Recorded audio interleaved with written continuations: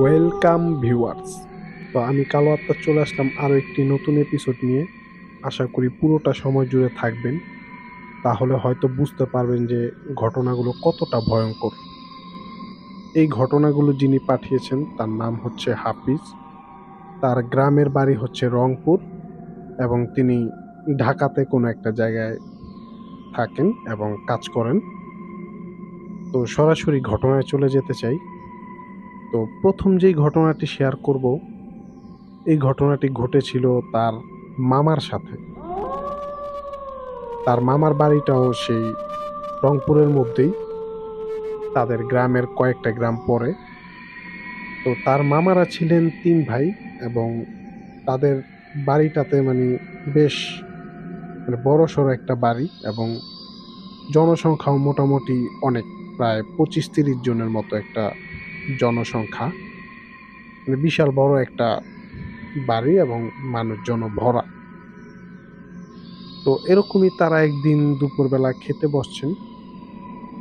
ঠিক তখন একজন এসে তাদের খবর দেয় যে তাদের যে পাশের বাড়িটা, সেই বাড়িটার একটা মেয়ে ছিল, সে মেয়েটা নাকি মারা গেছে। আর আপনাদের আরেকটা কথা বলে রাখা ভালো যে সেই বাড়িটা যে তাদের পাশের যে বাড়িটা, ওইটা ছিল একটা হিন্দু বাড়ি। মূলত ওই এলাকাতে হিন্দু মুসলিম মিলেমিশেই তারা থাকতো এবং হিন্দুদের কোনো বিপদ আপদে মুসলিমরা তাদের পাশে দাঁড়াতো, আবার মুসলিমদের কোনো বিপদ আপদে হিন্দুরা পাশাপাশি এসে কাঁধে কাঁধ মিলিয়ে মোকাবেলা করতো যে কোনো সমস্যা। তো বুঝতে পারছেন এরকম একটা এলাকা যেখানে হিন্দু মুসলিম মিলেমিশে বসবাস করে। তো এই খবরটা তাদেরকে এসে দেয়, কিন্তু ওই মেয়েটা কিন্তু অনেকদিন অসুস্থ ছিল কোনো একটা রোগে। তো যাই হোক, তো খবরটা শুনে তাদের খুব খারাপ লাগে। আর এই ঘটনাটা ঘটে কিন্তু তার মেজু মামার সাথে। তো তার মেজু মামা সেই বাড়িতে যায় ওই মেয়েটার মৃত্যুর খবর শুনে এবং সেইখান থেকে সে ওই মেয়েটাকে দাহ করতে যায় এবং সেইখানে মানে সেই শ্মশান থেকে ফিরতে ফিরতে তাদের মোটামুটি রাত হয়ে যায় অনেক। তো তারা যখন বাড়িতে ফিরে, সবাই ফিরে তখন সেই হিন্দু বাড়িতে সবাই ঢোকে। তো সেইখানে অনেক কান্নার রোল চলতেছে, কান্নাকাটি চলতেছে। তো এইটা দেখে মামা কিছুক্ষণ পরে ভাবে যে না, এবার বাসায় চলে যাই, যেহেতু তাদের বাড়িটা পাশের বাড়ি ছিল। তখন মামা যখন আসতেছিলেন, তো তার মনে হলো যে ওই বাড়িটার যে গেট দিয়ে বের হবেন, তখনই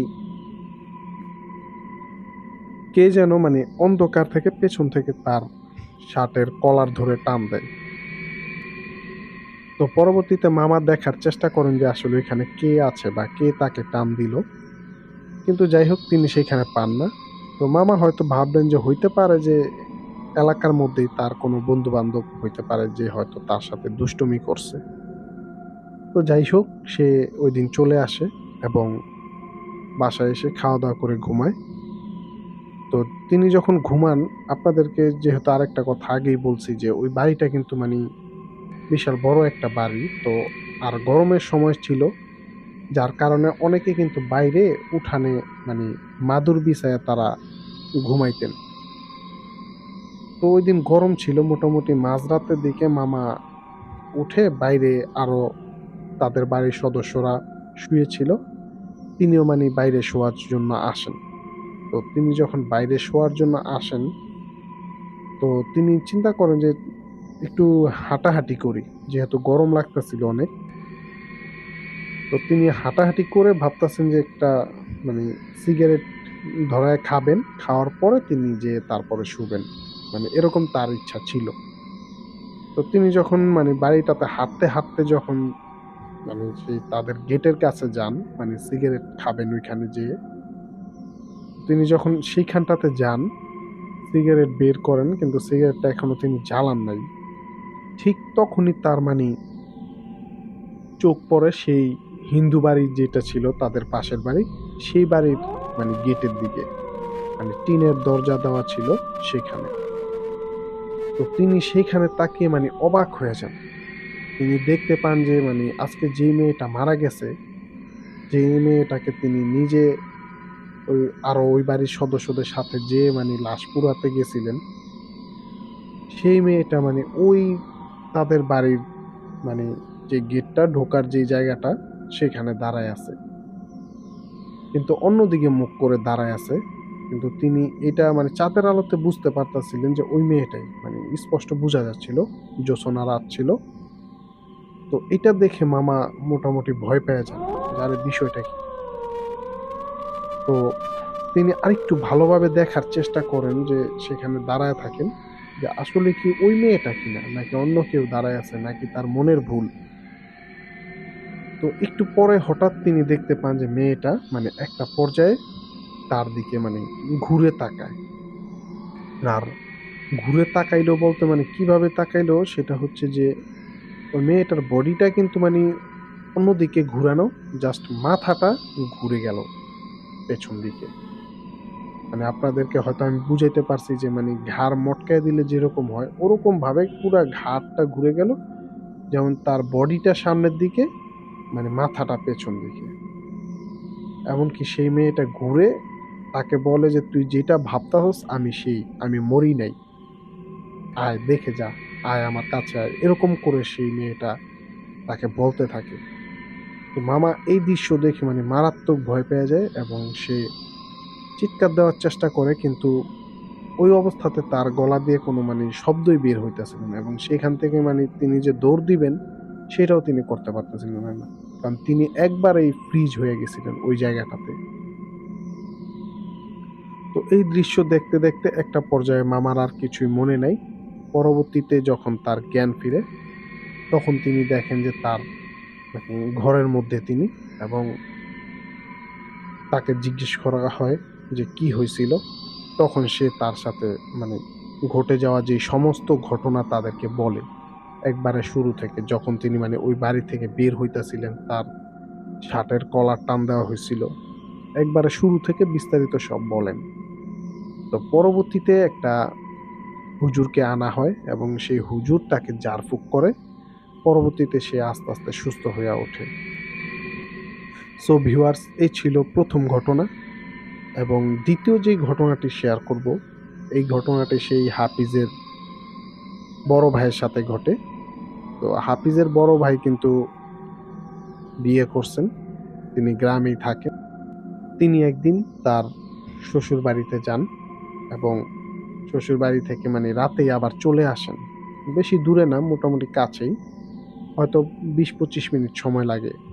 তো তার একটা সাইকেল ছিল, তো তাকে সেখানে থাকার জন্য অনেক রিকোয়েস্ট করা হয়, কিন্তু সে সেখানে থাকবেন না, তিনি চলে আসবেন। হয়তো বাড়িতে তার কোনো একটা কাজ ছিল যার কারণে তিনি সেই রাতের মধ্যে আবার চলে আসেন।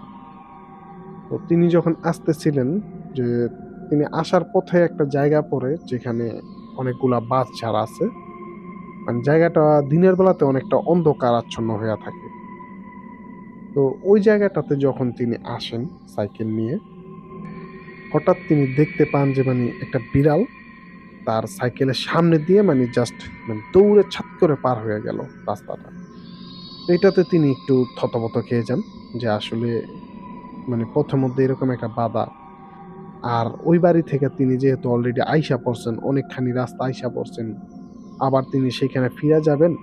তো এটা মানে 7-5 ভাবতে ভাবতে তিনি ভাবলেন না যাই হোক, এটা কোনো ব্যাপার না, হয়তো একটা বিড়াল, সে রাস্তা পার হইতেই পারে। তাই তিনি আবারও সেই সাইকেলে উঠে সাইকেলটা প্যাডেল মারতে থাকেন,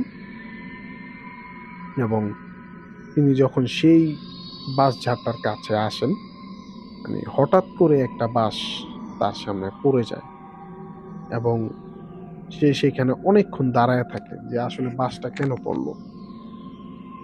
তো একটা পর্যায়ে তিনি ভাবলেন যে হইতে পারে বাস একটা পড়তেই পারে, হয়তো বাসটা মানে কাঁচা বাস ছিল, হয়তো বা ইন্দুরে বাসের যে গোড়াটা কেটে ফেলছে এই জন্য হয়তো। তো সে চেষ্টা করে যে সেই মানে বাসটার উপর দিয়ে চলে যাবেন। তো সে সাইকেল থেকে নেমে সাইকেলটাকে মানে ঠেলে ঠেলে মানে হেঁটে হেঁটে সেই বাসটা পার হওয়ার চেষ্টা করেন। তো তো তিনি যখন সেই বাসটা মানে পার হওয়ার জন্য যখন তার সাইকেলের চাকাটা মানে হয়তো ১ম চাকাটা হয়তো বাসের উপর দিয়ে নামছে, ঠিক সেই সময় বাসটা মানে আবার মানে সোজা হয়ে যায়। এমনকি তার সাইকেলটা মানে ছিটকে অনেক দূরে পড়ে যায়। তো তার কাছে তখন কোনো লাইট ছিল না। তো তিনি সেই সাইকেলটাকে মানে উঠানোর চেষ্টা করেন। তো সাইকেলটাকে উঠানো। তো উঠায়ে দেখেন যে সাইকেলের যেই চাকাটা ছিল সেটা মানে বাঁকাতারা হয়ে গেছে। মানে এটাকে আর চালিয়ে নেওয়া কোনোভাবে সম্ভব না। মানে সাইকেলটা সজোরে পড়ছে তো এইজন্য মানি চাক্কাগুলা টাল হয়ে গেছে। তারপরেও তিনি অনেক কষ্ট করে সাইকেলটাকে মানে একটু ঠেলে, ঠেলে সামনের দিকে নেওয়ার চেষ্টা করতেছিলেন। তো কিছু দূর আগানোর পরে তিনি দেখতে পান যে একটা মহিলা সেখানে বাসঝাড়ের পাশে বসে আছে।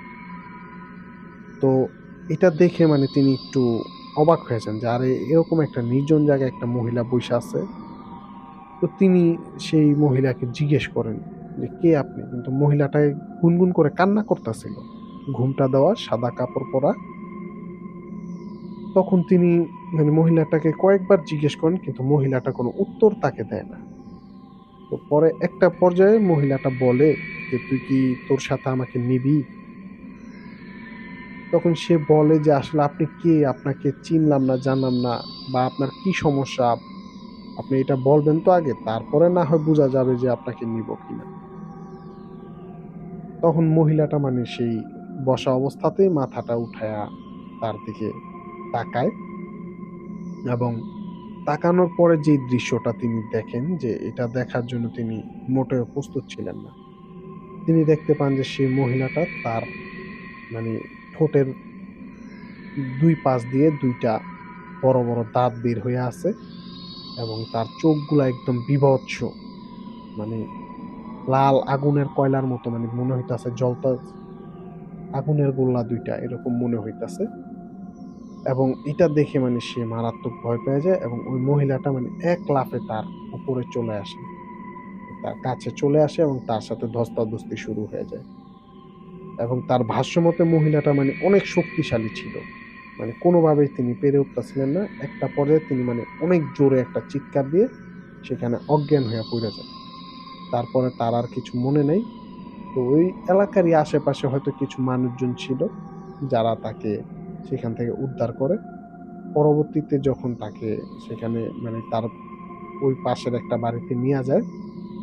তো সেই বাড়িতে যাওয়ার পরে তার ভাই মানে উল্টাপাল্টা কথা বলতাছিল, অনেক ভয়ানক শব্দ করতেছিল।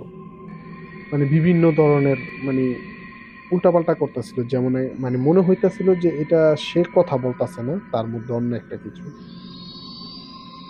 তো ঐখান থেকেই কিছু মানুষ তাকে মানে কবিরাজ নিয়ে আসে একটা। সেই কবিরাজ ওই ছেলেটার সাথে কথা বলে। মানে ওই যে জিনিসটা তার উপরে ভর করছে। মানে ওই হাফিজের ভাই যে, তখন সে বলে যে মানে ওই জিনটা যেটা তার উপরে ভর করছে, সেটা বলে যে, "আমি এই পথ দিয়ে মানে কিছু একটা করতেছিলাম। ঠিক সেই সময় ও এসে আমাকে ডিস্টার্ব করছে। যার কারণে আমি ওর উপরে ভর করছি। আমি ওকে কোনোভাবেই ছাড়বো না।" তো এরকম অনেক কিছু বলতে থাকে। তো সেই কবিরাজটাও মানে অনেকভাবে চেষ্টা করে। তো একটা পর্যায়ে সে ওই রাতের মধ্যে সেই খারাপ জিনিসটাকে তাড়াইতে সে সক্ষম হয় এবং ওই যেই হাফিজের ভাই ছিল, সেই ভাইকে একটা তাবিজ দিয়া দেয় এবং হাতে বেঁধে দেয় তাবিজটা।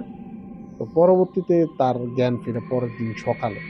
সকালে যখন জ্ঞান ফিরে পরবর্তীতে তার কাছ থেকে মানে তার সাথে কি ঘটছিল এটা শোনে এবং তার বাড়ির ঠিকানা সবকিছু জেনে পরবর্তীতে তার বাড়িতে খবর পাঠানো হয় এবং তারা সবাই যায়। সেই হাফিজের পরিবার যেয়ে পরে তার ভাইকে সেখান থেকে নিয়ে আসে। সো ভিউয়ার্স এই ছিল তার ভাইয়ের সাথে ঘটে যাওয়া একটি ঘটনা এবং তার সাথে একটি ঘটে যাওয়া ঘটনা আছে যেটা তার ছোটবেলায় ঘটছিল তার সাথে। তো এই ঘটনাটা ঘটেছিল সেই হাফিজ যখন মোটামুটি ছোট ৬-৭ বছর বা ৮-১০ বছর এরকম একটা সময়। সে মানে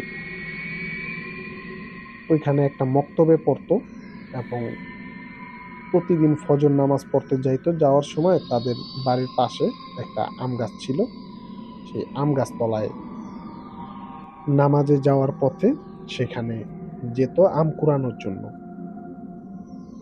এবং যে আম কুড়াইয়া নিয়ে আসতো।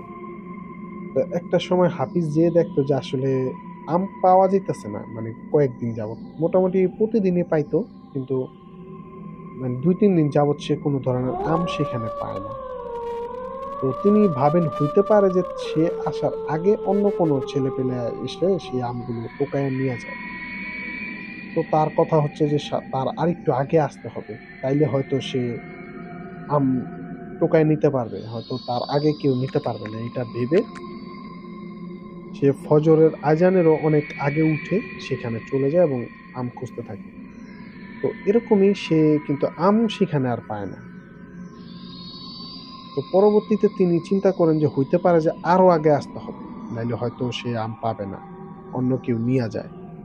এটা ভেবে সে আরো আগে উঠে সেখানে যাওয়ার চেষ্টা করে, এবং এমন একটা সময় হইয়া যায় যে তার মা তাকে বকাঝকা শুরু করে। "আরে ৩টা বাজে তুই কিসের ফজর নামাজ পড়বি?" ও মানি তাদের সাথে ওরকম কিছু বলত না। ও বলত যে, "না সমস্যা নেই।"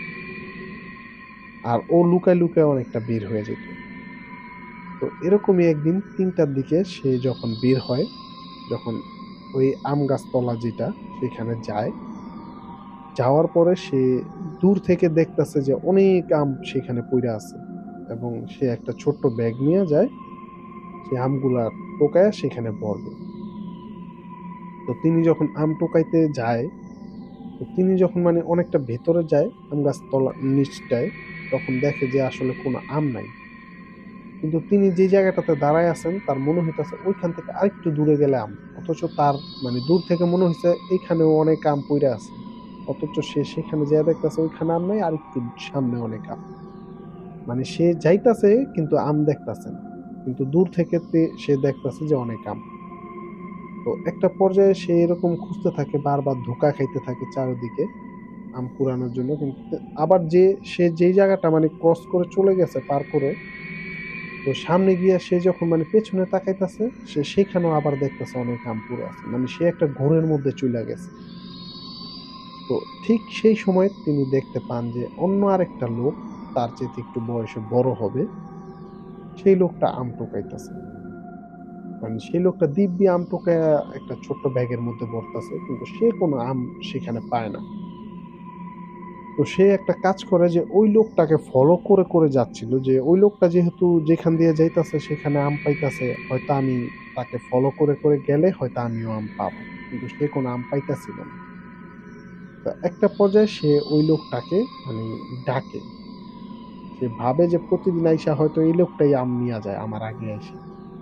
তো ওই লোকটাকে ডেকে বলে যে, "ভাই আমাকে একটা আম দিবেন?" তো ওই লোকটা মানি তার দিকে ঘুরে যখন তাকায়, সে দেখতে পায় যে খুবই বীভৎস একটা চেহারা, এবং তার চোখগুলা খুব মানে বড়, বড়, মানে দেখতে খুবই ভয়ংকর, এবং পুরা মুখটা যেমন কালো, কুচকুচে কালো, এবং শুধু চোখগুলা দেখা যায়। মানে মুখের মধ্যে এতটাই কালো। তো সে এইটা দেখে মানে খুবই ভয় পেয়ে যায়, এবং অনেক জোরে একটা চিৎকার করে সেখানে অজ্ঞান হয়ে যায়। এবং সেই সময় তার মা আবার মানে সজাগ ছিল। তার চিৎকারটা সে শুনতে পায়, এবং সে পরবর্তীতে দেখে যে তার ছেলে তার বিছানায় নাই। পরবর্তীতে সে উঠে মানে সবাইকে ডাকে, ডেকে তুলে তারা সেই আমবাগানে চলে যায়, এবং সেই ছেলেটাকে যেয়ে সবাই উদ্ধার করে। মানে সেই হাফিজকে সবাই উদ্ধার করে নিয়ে আসে। তো পরবর্তীতে মানে হাফিজ কিছুদিন অসুস্থ ছিল, এবং কবিরাজ আনা হয়। সেই কবিরাজ এসে তাকে ঝাড়ফুঁক করে, পানি পড়া দেয়। তারপরে পানি পড়া দিয়ে গোসল করানো হয়। এভাবে করে তাকে মানি মোটামুটি অনেকদিন সময় লাগে তাকে সুস্থ করে তুলতে। তো পরবর্তীতে সে আস্তে, আস্তে সুস্থ হয়। কিন্তু তিনি তার সাথে ঘটে যাওয়া ঘটনাটা সবার সাথে শেয়ার করে। আর কবিরাজ এটা বলে যে তার ভাগ্য ভালো ছিল যে তার মা সজাগ ছিল। সে তার চিৎকারটা শুনছে। নাইলে হয়তো বড় কোনো ক্ষতি হয়ে যেত। বা যে জিনিসটা মানে তাকে টার্গেট করছিল, ওই জিনিসটা মানে চাইছিল যে ওকে মানে ওই আমবাগানের পাশেই আবার একটা পুকুর ছিল। ওই পুকুরের যে কাদার মধ্যে তাকে মানে মাথাটা গেঁথে রাখবে। এরকম একটা মানে পরিকল্পনা ওইটার ছিল। তো সে বেঁচে গেছে এবং সে কবিরাজকে আরও বলে যে ও যদি আর কখনো মানে এই আম আম গাছতলায় আসে তাহলে ওকে আর মানে ছাড় দিবে না, সুযোগ পেলে ওর ক্ষতি করে ফেলবে বা ওকে মেরে ফেলবে, এরকম কিছু একটা সেই খারাপ জিনিসটা বলে। তখন কবিরাজ বলে যে তাকে আর ওইখানে যাইতে দেওয়া যাবে না কোনোভাবেই। পরবর্তীতে সেই হাফিজকে মানে ঢাকায় পাঠিয়ে দেওয়া হয়। আর সেই থেকে হাফিজ এখনো ঢাকাতে থাকে এবং সে একটা মানে মার্কেটের একটা সেলসম্যান হিসাবে চাকরি করে। সো ভিউয়ার্স, এই ছিল ঘটনা, এই হাফিজ ভাইয়ের সাথে ঘটে যাওয়া ঘটনা। তো ধন্যবাদ হাফিজ ভাইকে এত সুন্দর ঘটনাগুলো আমাদের সাথে শেয়ার করার জন্য। তো আশা করি ভিউয়ার্সদেরও খুব বেশি ভালো লাগছে। তো আপনাদের যদি ভালো লেগে থাকে তাহলে লাইক, কমেন্ট ও শেয়ার করুন এবং আমাদের কালো আত্মা ইউটিউব চ্যানেলটি সাবস্ক্রাইব করতে ভুলবেন না। পাশাপাশি আপনি যদি ফেসবুক থেকে দেখে থাকেন আমাদের এই ঘটনাগুলো, তাহলে অবশ্যই আমাদের পেজটিতে একটা ফলো দিবেন। সো ধন্যবাদ, ভালো থাকবেন।